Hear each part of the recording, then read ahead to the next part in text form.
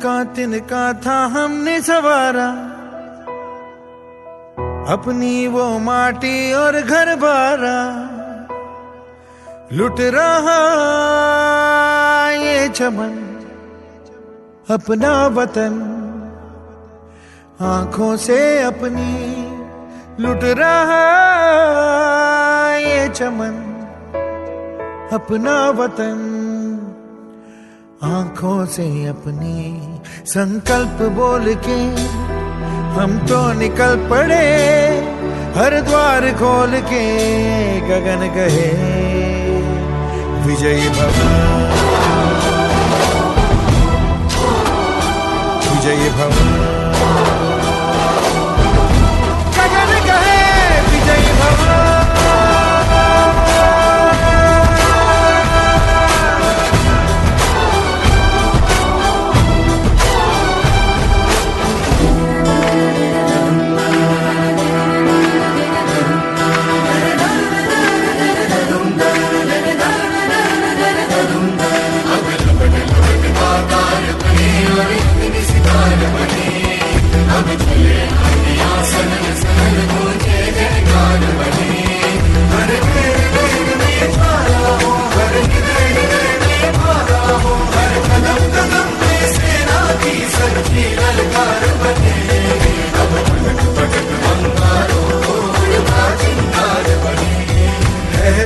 की सुरन भटकी है रोशनी, है छटपटा रही रोशनी, गगन कहे विजयी भव।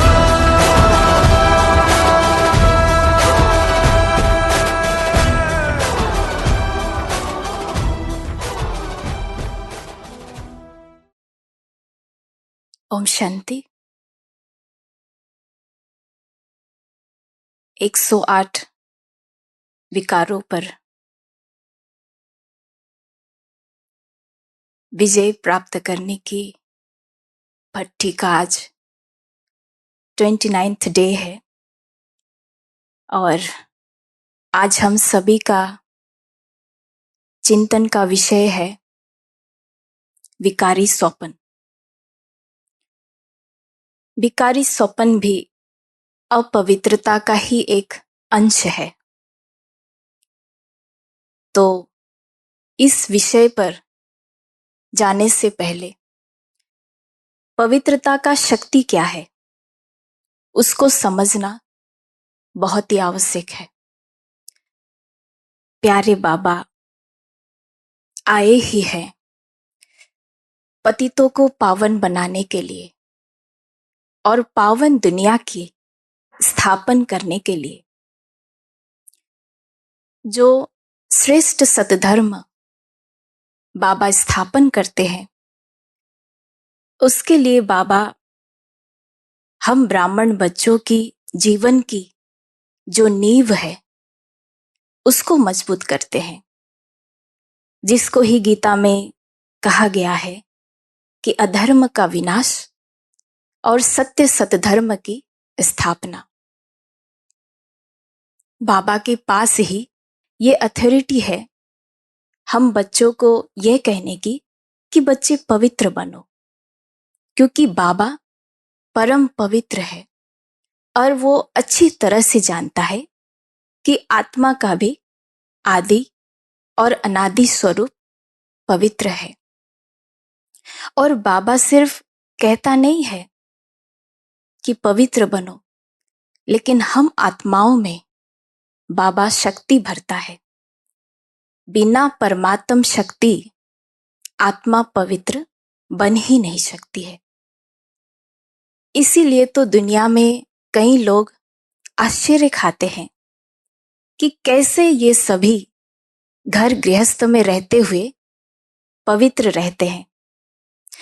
बाबा ने तो गृहस्थ में रहने वालों को ये वरदान दिया हुआ है कि एक दिन बड़े बड़े महात्माएं आपके चरणों में झुकेंगे, कि कैसे वो लोग घर बार छोड़ करके निकल गए, रचना रच कर उनकी संभाल करने की बजाय उनको दुख देकर छोड़ करके निकल गए और कैसे आप सभी एक ही घर में इकट्ठा रहते हुए पवित्र रहे। कुमार कुमारियों के लिए भी बाबा ने कहा है कि एक दिन यह अपने पवित्रता की शक्ति से गवर्नमेंट को झुकाएंगे, कि कैसे ये पवित्र कुमार दुनिया के स्थापन की काम कर रही है, निर्माणता की काम कर रही है, कंस्ट्रक्टिव काम कर रही है, और कैसे दुनिया की कुमार दुनिया को विनाश की ओर लेके जा रहे हैं, डिस्ट्रक्टिव काम कर रहे हैं। तो पवित्रता का जो शक्ति है वो कोई साधारण शक्ति नहीं है। एक बार के अनुभव आप सभी को शेयर करती हूँ। एक बार दिल्ली में एक बहुत बड़ा प्रोग्राम हुआ। बड़े बड़े वीआईपीज, पॉलिटिशियंस और बहुत आत्माओं की सेवा हुई। अबेक्त बाप दादा आया 2-3 दिन के बाद। तो जो भी दिल्ली में उस प्रोग्राम के लिए निमित्त बने हुए हमारे बड़े थे, वो सभी ने बाबा को सेवा समाचार सुनाया। बाबा, इतने सारे वीआईपीज की सेवा हुई, इतने सारे पॉलिटिशियंस को बाबा की संदेश मिली, इतने सारे लोग वहां पे उपस्थित थे। बड़े उत्साह और उमंग के साथ उन्होंने ये सेवा समाचार बाबा को सुनाया। बाबा भी खुश हुआ और सबको बार बार बधाइयां दे रहा था। लेकिन लास्ट में बाबा ने एक वाक्य उच्चारे, उसके बाद सारे मौन हो गए। बाबा ने कहा, इस सेवा की सफलता के पीछे गुलजार बच्ची की शक्ति थी। इस सेवा के सफलता के पीछे गुलजार बच्ची की शक्ति थी। तो ये है पवित्रता की शक्ति, और ये कोई साधारण शक्ति नहीं है। हम ब्रह्मा मुख वंशावली ब्राह्मण आत्माओं की जीवन की नींव कहे, फाउंडेशन कहे, पवित्रता है। ब्राह्मण जन्म लेते ही बाबा से हमको 2 वरदान प्राप्त हुए। कौन से हैं? पवित्र भव, योगी भव। और ब्राह्मण जन्म मिलते ही हमने भगवान से ये भी प्रतिज्ञा किया कि धरत पड़ेंगे लेकिन पवित्रता का धर्म कभी नहीं छोड़ेंगे। हम तो यही समझते हैं कि मोटे रूप से हम सभी ने इस वरदान को, पवित्र भव योगी भव, इस वरदान को कार्य में लाए हैं और भगवान से जो प्रतिज्ञा की हुई है उस प्रतिज्ञा का भी मान रखा है। लेकिन कभी कभी जीवन में ऐसे कारण आ जाती है कि सूक्ष्म रूप से ब्राह्मण जीवन का नींव ही डगमगाने लगता है, वरदानों की विस्मृति हो जाती है और प्रतिज्ञा खंडन हो जाती है। उनमें से एक कारण है विकारी स्वप्न। घटनाओं और चित्रों की एक श्रृंखला जो आपके सोते समय आपके दिमाग में घटित होती है। यह या तो ऐसी चीजों के साथ संबंधित रखती है जिस चीज को आप प्राप्त नहीं कर सकते हैं, लेकिन उसकी प्राप्ति की आपको बहुत इच्छा है, या फिर ऐसी चीजों के साथ संबंधित रखती है जिस चीज ने आपके अचेतन मन में बहुत ही गहरा प्रभाव डाला हो और उसके बारे में आपको पता भी ना हो, या फिर ऐसी चीजों के साथ संबंधित रखती है जो आपके पास्ट से रिलेटेड हो। इसी को ही स्वप्न कहा जाता है। और घटनाओं और चित्रों की श्रृंखला जो आपके सोते समय आपके दिमाग में घटित होती है, जो विकारों से संबंधित रखती है, इसी को ही विकारी स्वप्न कहा जाता है। काम विकार खास और बाकी सारे विकार आम। अव्यक्त महावाक्य 16 नवंबर 1995। याद रखें, अगर स्वप्न मात्र भी किसी के प्रति लगाव है, स्वार्थ है, तो स्वप्न में ही उसको समाप्त कर देना। फरमान को नहीं मानते हो तो फरमान के बदले अरमान मिल जाता है, और अरमान है विकारी स्वप्न। सुबह को उठ करके दिल में रहता है कि मेरी पवित्रता स्वप्न में ही खत्म हो गई।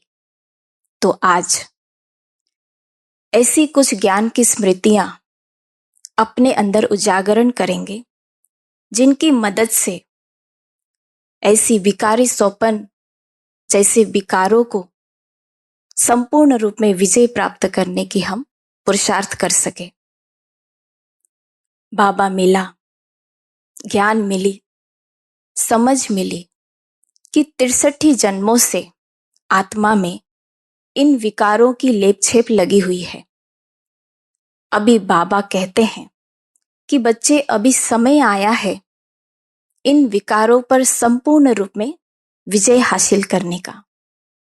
और बाबा सिर्फ कहता नहीं है, बाबा वरदान देता है, शक्तियां भरता है, जिनकी मदद से सुपरफिशियली, मोटे रूप से इन विकारों पर हम विजय भी प्राप्त कर तो लेते हैं, लेकिन कुछ विधियां जो बाबा ने सिखाए हुए हैं हम ब्राह्मण बच्चों को, उन विधियों को या तो अच्छी तरह से न जानने के कारण, या फिर जानते हुए भी उस अनुसार ना चलने के कारण, ये विकारी सोपन रूपी विकार अभी भी आत्मा को वार करती है। ब्राह्मण जीवन की जो नियम है, मर्यादाएं हैं, डिसिप्लिन्स है, जो बाबा ने तय किए हुए, इन मर्यादाओं को ध्यान में रखते हुए बाबा के साथ दिल का प्यार होने के कारण और उसकी ज्ञान से जो समझ मिली कि ये गलत है, और गलत कर्मों की परिणाम से डर होने के कारण मोटे रूप से हम इन मर्यादाओं को पालन भी करते हैं, लेकिन सूक्ष्म कामनाओं को, तृष्णाओं को कहीं ना कहीं अंदर ही अंदर हम दबा देते हैं। परिणाम स्वरूप वह दबे हुए विकार की काली छाया हमारी स्वप्न में पड़ जाता है। अव्यक्त महावाक्य 13 अक्टूबर 1992 में बाबा ने यह कहा है कि स्वप्न का भी आधार अपने ही साकार जीवन है। अगर साकार जीवन में माया जीत हो तो माया स्वप्न में अंश मात्र में भी नहीं आ सकती। तो इस महावाक्य द्वारा हम ये समझ सकते हैं कि हम ये नहीं कह सकते कि दिन भर तो अच्छा रहा, किसी के प्रति ऐसे कोई नेगेटिव संकल्प चला ही नहीं, ना कोई काम का संकल्प था, ना किसी के प्रति क्रोध या ईर्ष्या की ही संकल्प थी, फिर भी ये विकारी स्वप्न क्यों आया? चेक करें, कुछ ना कुछ अंदर ही अंदर दबा हुआ है या छुपा हुआ है। तो यह है अलबेलेपन, जिसके कारण ये विकारी स्वप्न जैसे विकार अभी भी आत्मा को वार करती है। विकारी स्वप्न आने का कारण क्या है? बाबा ने मुरली के द्वारा हम सभी को बताया है कि विकारी स्वप्न आने का एक ही कारण है, और वह है अलबेलापन। श्रीमत में अलबेलापन सवेरे अमृत वेले से लेकर रात्रि सोते समय तक जो भी बाबा ने हम बच्चों को श्रीमत दी हुई है, फरमान दिया हुआ है, उसमें हम अलबेले बन जाते हैं। आजकल तो मोबाइल फोन ने ब्राह्मण जीवन को अलबेले बनाने के लिए एक बहुत ही अच्छा रोल प्ले कर रहा है। कई है जो मोबाइल फोन के इस्तेमाल ऐसे बातों पे करते हैं जो उपयोगी हो, ज्ञानवर्धक हो, अच्छी चीजें देखने के लिए मोबाइल फोन का इस्तेमाल करते हैं, लेकिन उतना समय तो सफल नहीं हुआ ना, समय तो गवा दिया ना। और कई है जो मोबाइल फोन के इस्तेमाल खराब, नेगेटिव और बेकारी चीजें देखने के लिए और सुनने के लिए इस्तेमाल करते हैं। परिणाम स्वरूप ऐसी, फॉर एग्जाम्पल, बाइस्कोप देखना, सीरियल देखना और कुछ ऐसी बेकारी चीजें देखना, गंदी चीजें देखना, इसका परिणाम स्वरूप आत्मा के मन, आत्मा की बुद्धि और संस्कारों में इसका गहरा प्रभाव पड़ जाता है, छाप पड़ जाता है। और ना चाहते हुए भी उस छाप पड़ने के कारण ऐसी आत्माएं उसी चीज के प्रति ही बार बार आकर्षित हो जाती है और ना चाहते हुए भी बार बार वैसे ही चीज देखेंगी, वैसे ही चीज सोचेंगी। और हम सभी को पता है कि जैसा हम सोचेंगे, जैसा हम देखेंगे, बिल्कुल वैसा ही हम बन जाएंगे। तो बाबा का श्रीमत है सवेरे के कि बच्चे सवेरे सवेरे उठ बाबा को प्यार से याद करो। और मुरली के लिए बाबा का श्रीमत है कि बच्चे मुरली कभी मिस नहीं करो।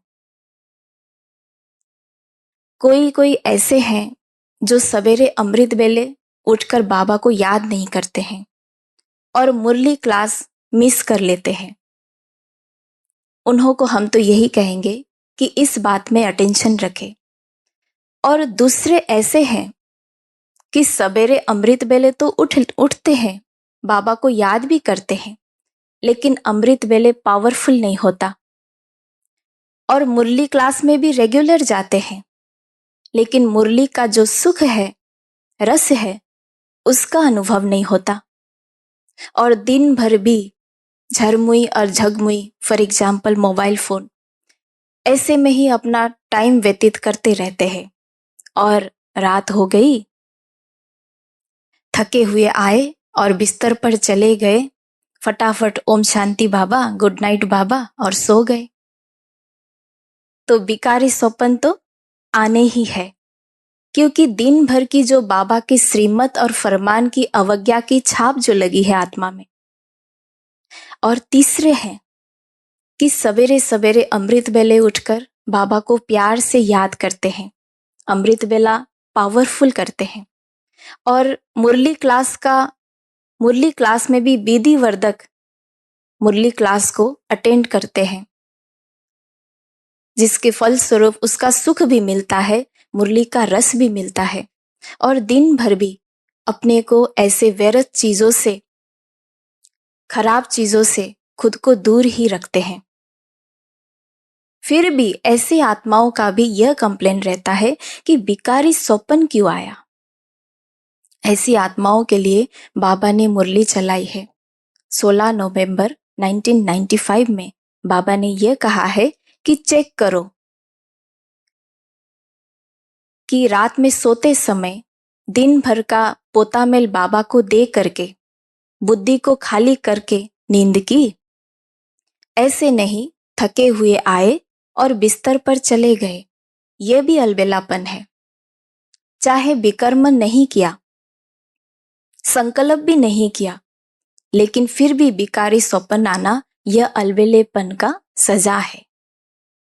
तो अलबेलेपन के सजा के रूप में भी ब्राह्मण जीवन के बहुत सारे नियमों को अच्छी तरह से पालन करने के बावजूद भी बिकारी स्वप्न जैसे विकार हम आत्माओं को वार करती है। तो अलबेलेपन में अटेंशन प्लीज। रात्रि सोते समय के लिए भी बाबा ने बहुत सारे ऐसे श्रीमत दी हुई है। कुछ भी ऐसी बातें हो तो जिस कमरे में हम सोते हैं, आराम करते हैं, उसमें इस बात की डिस्कशन ना किया जाए। अगर कुछ अर्जेंट बात हो तो बाहर जाके उस बात के बारे में कुछ समय, कुछ सेकंड डिस्कस करना और फिर अंदर आके सो जाना। तो सोने के लिए भी बाबा ने बहुत सारे ऐसे विधियां बताई हुई है, श्रीमत दी हुई है, जिस विधि को या तो ना जानने के कारण नॉलेज ना होने के कारण या फिर जानते हुए भी उस अनुसार ना चलने के कारण ही इस विकार आत्मा को वार करती है। तो इस श्रीमत पर हम अच्छी तरह से ध्यान दें। ये तो हुआ सवेरे का और रात्रि सोते समय का श्रीमत। दिन भर के लिए बाबा ने श्रीमत क्या दी हुई है? दिन भर के लिए बाबा ने कहा है कि बच्चे चलते फिरते उठते बैठते योग की भट्ठी में ही रहो। माया को आने का चांस तब मिलता है जब आप चलते फिरते कर्म करते संबंध संपर्क में आते रहते हो, तब माया चांस लेती है। ऐसे नहीं कि योग में बैठे, योग बहुत अच्छी लगी, अनुभव बहुत अच्छा हुआ, और जब कर्म में आए, चलते फिरते समस्या आने पर योग को भुला दे। ये नहीं होनी चाहिए, क्योंकि हम सभी ब्राह्मण बच्चों की चैलेंज है कि हम योग लगाने वाले योगी नहीं हैं, लेकिन योगी जीवन वाले हैं। तो जीवन कोई 2 घंटे की या 8 घंटे की होती है क्या? जीवन तो उठते बैठते खाते पीते सोते जीवन है। तो हम योगी जीवन वाले हैं और जीवन निरंतर है। इस बात में हम दिन भर अलबेले हो जाते हैं, जिस कारण ऐसे विकार हमको बार बार वार करती रहती है। बाबा ने अगर देखा जाए तो रोज की मुरली में भी बाबा यही कहता है कि बच्चे चलते फिरते उठते बैठते क्या करो? मुझे याद करो। और हम क्या सोचते हैं? बाबा तो अपना है ही, हो जाएंगे, कर लेंगे, बन जाएंगे। ये गे क्या है? अलवेलेपन है। तो ऐसी विकारों पर संपूर्ण रूप में विजय हासिल करने के लिए अलवेलेपन का जो संस्कार है, उसको जड़ से ही हमको निकालना होगा। तभी हम ऐसे सूक्ष्म विकारों पर भी विजय हासिल कर सकते हैं। और अभी आते हैं इस विकार पर संपूर्ण रूप में विजय कैसे प्राप्त करें, इसका आधार क्या है? इस विकार पर विजय प्राप्त करने की 2 आधार है। एक है समय और दूसरा है साधना। बाबा के हम बच्चों के प्रति प्यार और हम बच्चों का भी बाबा के प्रति दिल का स्नेह होने के कारण ही इस ब्राह्मण जीवन को हम निरंतरता दे रहे हैं। सहज कहाँ था? अनेक पारिवारिक परिस्थितियां आए, अनेक सामाजिक परिस्थितियां आए, राजनीतिक परिस्थितियां आए, और कुछ नहीं तो अपने ही अंदर की आंतरिक परिस्थितियां आए इस मार्ग में रुकावट डालने के लिए। लेकिन मेहनत और हिम्मत का साथ सारे परिस्थितियों को पार करते हुए आज हम सभी यहां तक पहुंचे हैं। अगर देखा जाए तो एक एक हम ब्राह्मण आत्माओं की जीवन की कुछ अलग ही मनमोहक कहानी है। तो अभी हम खुद ही खुद से पूछे कि इतने सारे परिस्थितियों को मेहनत करते हुए हम यहां तक पहुंचे हैं, आखिर किस लिए? किस लिए? जवाब दीजिए। और संपूर्ण बनने के लिए और जीवन परिवर्तन करने के लिए, अच्छी साधना के लिए। इधर से आवाज ही नहीं आ रहा है जी। बाबा को प्रत्यक्ष करने के लिए जी। हाँ, तो ये सब ही राइट है। भविष्य उच्च पद प्राप्त करने के लिए ही हम सभी ने इतने मेहनत किए हुए हैं।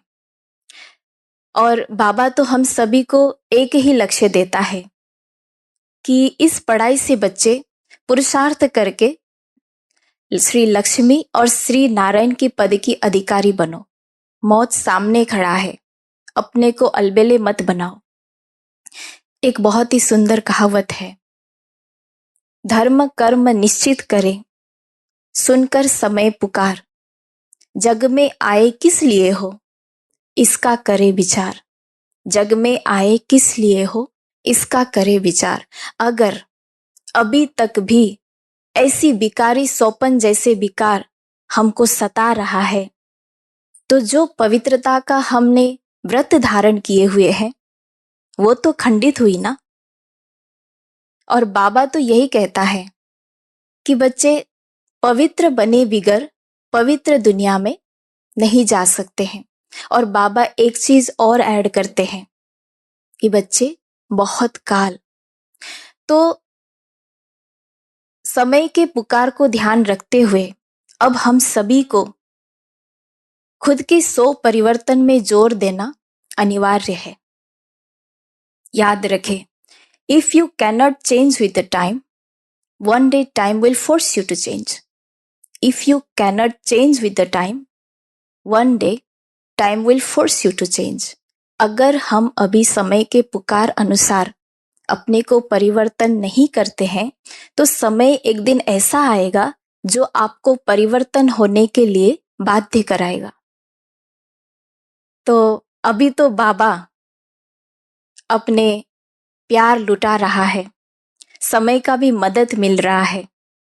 अगर फिर भी हम अलबेले रहे अपने दिनचर्या में, श्रीमत में, विकारों को भगाने में, स्वयं के परिवर्तन करने में, तो भविष्य में एक दिन ऐसा आएगा कि समय आपको परिवर्तन होने के लिए बाध्य कराएगा। और स्वेच्छा से, खुशी खुशी से, प्यार से खुद को परिवर्तन करना और बाय हुक और बाय क्रुक, सजा या तो दबाव के साथ परिवर्तन होने के लिए बाध्य हो जाना, इन दोनों बातों में महान अंतर है। तो ये समझ के कि किसी को पता थोड़े ही है कि मेरे अंदर ये विकार है, ये समझ के अपने को अलबेले मत बनाए। आपका बोल, आपकी चलन और व्यवहार से ही एक दूसरे को वाइब्रेशंस तो मिलता ही है। बाबा ने जो इस मधुवन पावन भूमि पर, इस इंद्र सभा में पांव रखने के लिए भी बाबा ने कुछ क्राइटेरिया दिए हुए हैं। मोटे रूप से कहा जाए तो कम से कम 1 साल का ब्रह्मचर्य का व्रत, कम से कम 1 साल का अशुद्ध भोजन का परहेज, कम से कम 1 साल तक की रेगुलर मुरली की अध्ययन, तभी हम इस इंद्र सभा में पांव रख सकते हैं। लेकिन निश्चित भविष्य में एक दिन ऐसा भी आएगा कि बाबा ऑर्डिनेंस निकालेगा कि हर विकार पर इतने समय तक अगर विजय है तो ही इस धरनी पर पांव रख सकते हैं। फॉर एग्जाम्पल, ब्रह्मचर्य तो मोटे रूप से हुआ, लेकिन अपवित्रता का भी सूक्ष्म अंश जैसे कि विकारी स्वप्न, ऐसी विकारों पर भी इतने समय तक अगर विजय है तो ही इस धरनी पर पांव रख सकते हैं। क्रोध पर भी इतने समय तक विजय है तो ही इस धरनी पर पांव रख सकते हैं। अशुद्ध अहंकार पर भी इतने समय तक अगर विजय है तो ही इस धरनी पर पांव रख सकते हैं। और अभी सोचें, अभी की हमारी स्थिति और बाबा की ऑर्डिनेंस, अगर दोनों को हम कंपेयर करते हैं तो सोचे उस समय हम कहाँ जाएंगे। वो तो प्रत्यक्ष कर्मों में दिख रहा है, आप छुपा नहीं सकते। तो वही हम आप सबको चिंतन दे रहे हैं कि उस समय हम कहाँ जाएंगे। संडे की मुरली में, 2 महीने पहले की मुरली में बाबा ने ये कहा है कि अभी तो बाबा बाप के रूप में पालना दे रहा है, इसलिए अलाउ करता है, लेकिन कुछ समय के बाद बाबा स्ट्रिक्ट हो जाएगा। यही शब्द प्रयोग किया है बाबा ने, बाबा स्ट्रिक्ट हो जाएगा और एक भी विकार बाबा अलाउ नहीं करेगा, एक भी विकार बाबा अलाउ नहीं करेगा। इसका मतलब क्या है? तो अभी का जो हमारा अलबेलेपन का संस्कार है, तभी के लिए हमको ही बहुत भारी पड़ने वाला है। तो इन विकारों पर संपूर्ण रूप में विजय प्राप्त करने के लिए अलबेलेपन जैसे संस्कार को जड़ से मिटाना अनिवार्य है। तो इन विकार पर विजय प्राप्त करने के लिए हमने बात की अलबेलेपन की, जो बाबा ने बहुत बारी अव्यक्त मुरली में कहा हुआ है कि बच्चे अलबेलेपन को छोड़ो। एक बार शिवरात्रि का समय था। नेपाल की जो पशुपतिनाथ मंदिर है, उसमें बहुत बड़ा मेला लगा हुआ था। तो शिवरात्रि के समय में वहां पे जगह जगह से साधु संतों की उपस्थिति होती है, और हम बहनें वहां पर प्रदर्शनी के लिए गए थे। तो एक साधु जी महाराज आके हमारे दीदी से बात करने लगे कि बहन जी, आप सभी का तो बहुत अच्छा है, कितनी सरलता से आप सभी इन 5 विकारों पर विजय प्राप्त कर रहे हो। हम भी पवित्र तो रहते हैं, लेकिन कुछ चीजें अंदर दबा होने के कारण, इन कामनाओं को अंदर दबाने के कारण प्रत्यक्ष कर्मों में क्रोध और चिड़चिड़ापन जैसे विकारों के रूप में ये बाहर आता है। तो ये साधु जी के ये वाक्य से ये तो पता पड़ जाता है कि विकारों का एक आपस में गहरा संबंध है। एक विकार प्रत्यक्ष दिखने में आता है, लेकिन वो विकार अकेला नहीं है, उस विकार के साथ बाकी सारे विकार समाये हुए हैं। तो अगर मेरे अंदर क्रोध है जो प्रत्यक्ष कर्मों में दिख रहा है, तो मैं ये नहीं कह सकती कि मेरे अंदर काम नहीं है। अगर मेरे अंदर अशुद्ध अहंकार है, तो मैं ये कैसे कह सकती हूँ कि मेरे अंदर क्रोध नहीं है या फिर मेरे अंदर काम नहीं है। तो विकारों के एक आपस में बहुत ही अच्छी यूनिटी है। दिखाने में तो विकार एक छोटा सा दिखता है बाहर से, लेकिन उसके अंदर सारे विकार समाये हुए हैं। तो अलबेलेपन जैसे संस्कार इन विकारों को फलीभूत होने में बहुत मदद करता है। तो निर्विकारी बनने के लिए, सूक्ष्म से सूक्ष्म विकारों पर विजय प्राप्त करने के लिए हमको क्या करना होगा? यही सबसे पहले तो यही अलबेलेपन के संस्कार को जड़ से उखाड़ना होगा। एक कहानी मैं आप सभी को सुनाती हूँ। एक व्यक्ति था, उसको बहुत अंदर इच्छा हो रही थी कि मैं अलौकिक शक्तियां प्राप्त करूं, जिसको सुपर नेचुरल पावर कहा जाता है। तो वो व्यक्ति हर जगह भटक रहा था कि कहाँ से मुझे ये शक्तियां मिलेगी। भटकते भटकते हुए वो गंगा नदी तक पहुंचता है, उसको भी पार कर लेता है, पहाड़ों पर पहुंचता है। वहां देखता है कि एक व्यक्ति जो साधु थे, बौद्धि साधु थे, वो तपस्या कर रहे थे, ध्यान की अवस्था में थे। तो वो व्यक्ति उस साधु जी के सामने जाके बैठ गया और उनसे कहा कि साधु जी, मुझे अलौकिक शक्तियां चाहिए, इसके लिए मुझे जो करना होगा आप कृपया मुझे राह बताएं। साधु जी उनसे पूछते हैं, आप कुछ भी करने के लिए तैयार हो? वो कहता है हाँ। तो मैं आपको 3 मंत्र देता हूं, यह 3 मंत्र को आपको 3 बार जाप करना होगा। अगर 3 बार आप जाप करेंगे तो सारी अलौकिक शक्तियां आपकी। वो व्यक्ति तो बहुत खुश हो गया। तो उसने कहा जरूर करूंगा।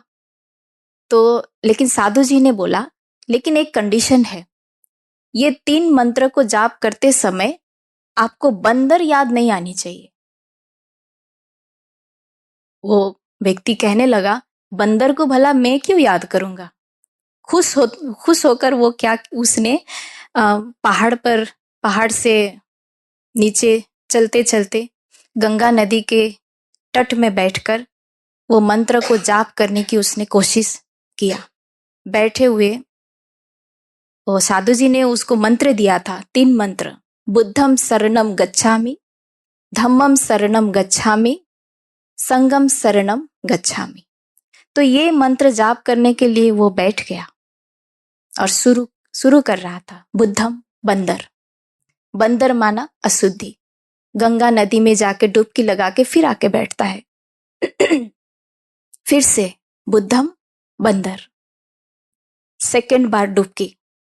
अनेक आसनों में बैठ के वो प्रैक्टिस करता है।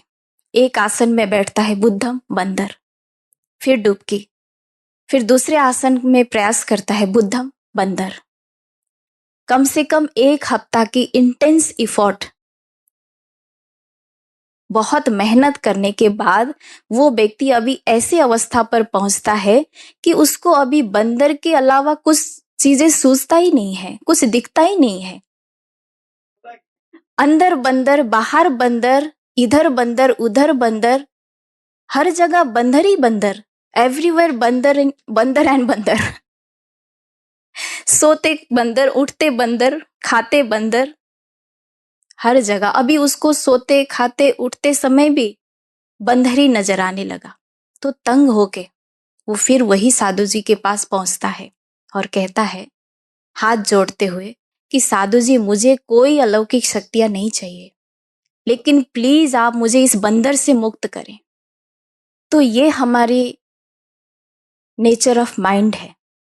हमारा जो मन है, जिस चीज को हम कहते हैं कि आई डोंट वांट, उसी चीज को मन मनन करने के लिए प्रोसेस हो जाता है, शुरू हो जाता है, उसी चीज को ही मनन करता है।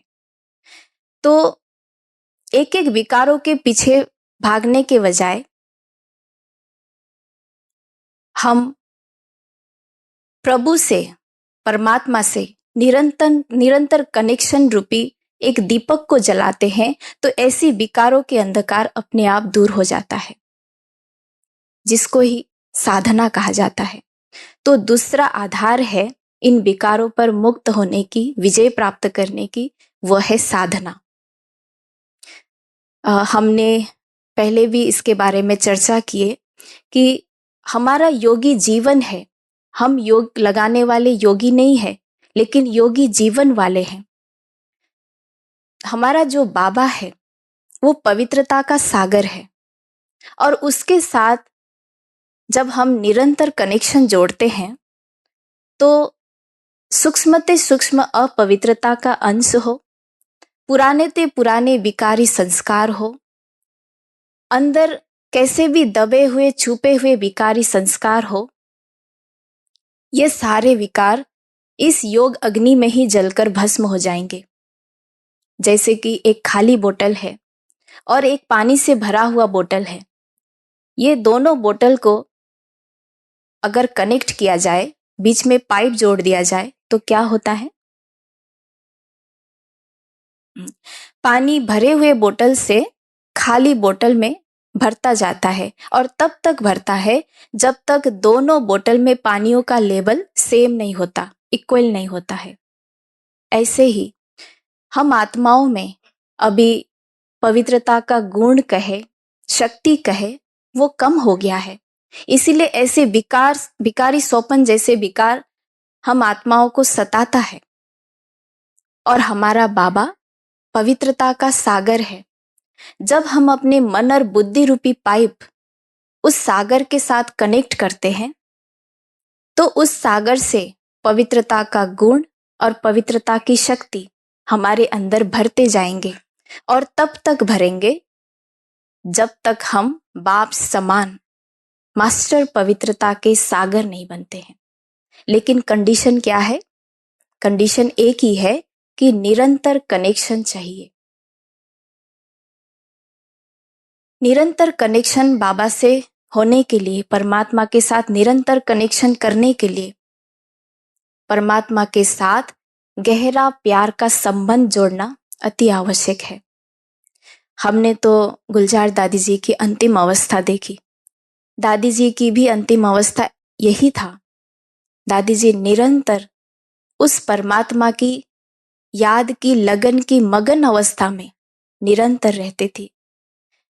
एक बार हमने और जब भी हम दादी जी के पास जाते थे और एक ही शब्द बोलते थे, मेरा बाबा, तो दादी जी की चेहरा ऐसे खिल उठता था कि उनके चेहरे से ही पता पड़ जाता था कि कितना गहरा संबंध इनका उस परमात्मा के साथ है। एक बार हमने दादी जी से गलत प्रश्न पूछ लिया। दादी जी से पूछा कि दादी, आप निरंतर बाबा को याद कैसे कर पाते हो?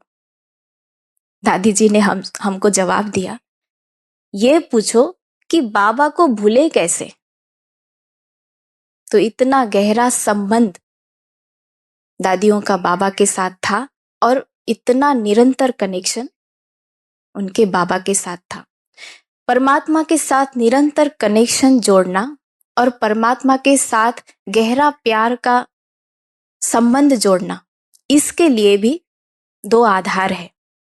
वह है आत्मिक स्थिति और आत्मिक दृष्टि। भक्ति मार्ग में भी इसकी यादगार है। जैसे कोई भी देवी देवताओं के मंदिर में जाते हैं तो क्या कहा जाता है कि चमड़ी से बने हुए कोई भी चीज हो उसको बाहर ही छोड़कर तभी अंदर जा सकते हैं, तभी देवी देवताओं के नजदीक जा सकते हैं, उनके दर्शन कर सकते हैं और उनसे आशीर्वाद ले सकते हैं। ऐसे ही उस परमात्मा के नजदीक जाने के लिए इस चमड़ी माना देह भान, इसको यहीं छोड़ना पड़े। जब हम देह भान को यहाँ छोड़ते हैं तभी उस परमात्मा के साथ हमारा नजदीक संबंध हम जोड़ सकते हैं।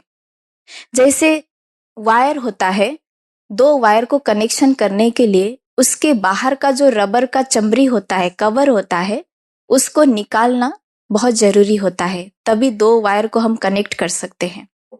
ऐसे ही परमात्मा के साथ भी निरंतर कनेक्शन जोड़ने के लिए अपने को आत्मिक स्थिति में स्थित रखना बहुत आवश्यक है। तो आज से हम ये संकल्प करें कि इन आंखों से अगर कुछ भी देखना हो तो लाइट को ही देखेंगे, या तो खुद को या तो दूसरे को। लाइट के अलावा कुछ और देखना ही नहीं है। अव्यक्त बाप दादा के महावाक्य, अगर आत्मा के बजाय चमड़ी को देखते हो तो तुम चमार बन जाओगे। कहाँ हमारा लक्ष्य है इन सारे विकारों पर विजय प्राप्त करके निर्विकारी बनकर श्री लक्ष्मी और श्री नारायण पद के अधिकारी बनने का, और कहाँ चमार। कोई कंपैरिजन ही नहीं है।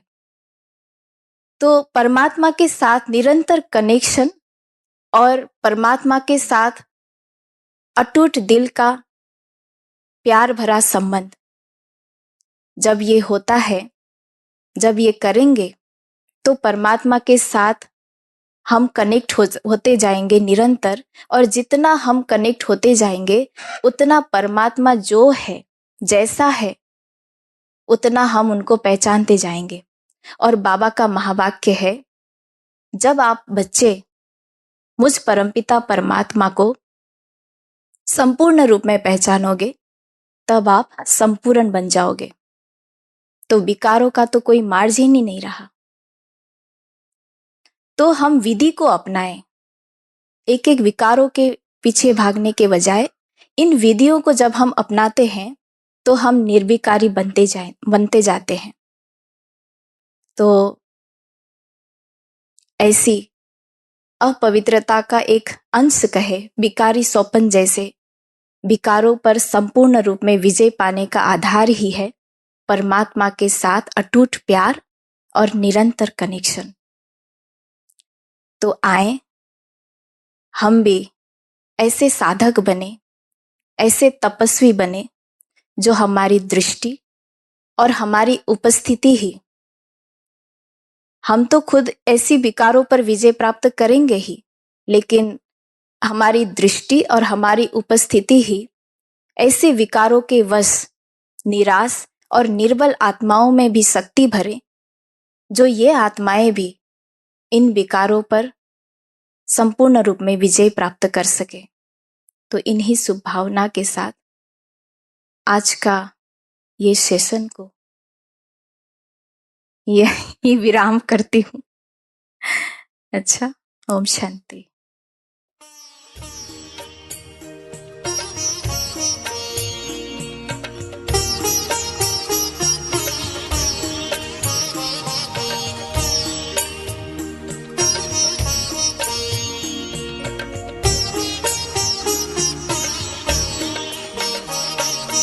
संयम में जीवन हो, संयम में जीवन हो, संयम में जीवन हो, संयम में जीवन हो।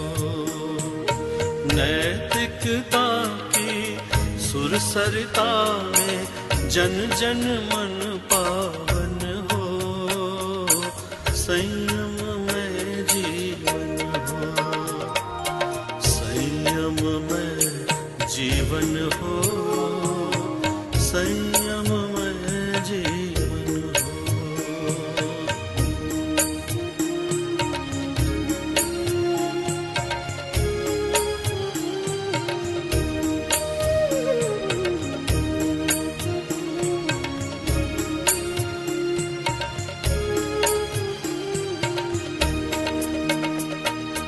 अपने से अपना अनुशासन जीवन की परिभाषा,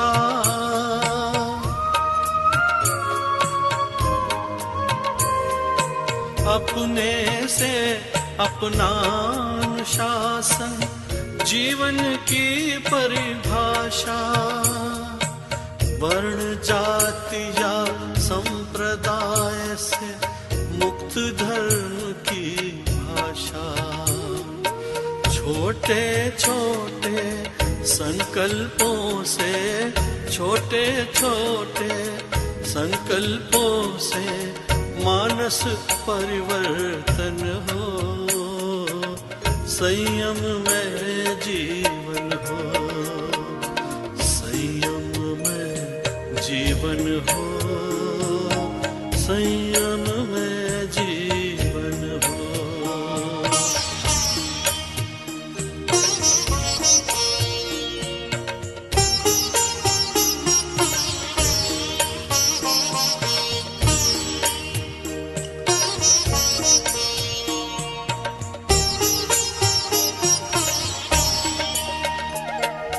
मैत्री भाव हमारा सबसे प्रतिदिन बढ़ता जाए, मैत्री भाव हमारा सबसे प्रतिदिन बढ़ता जाए।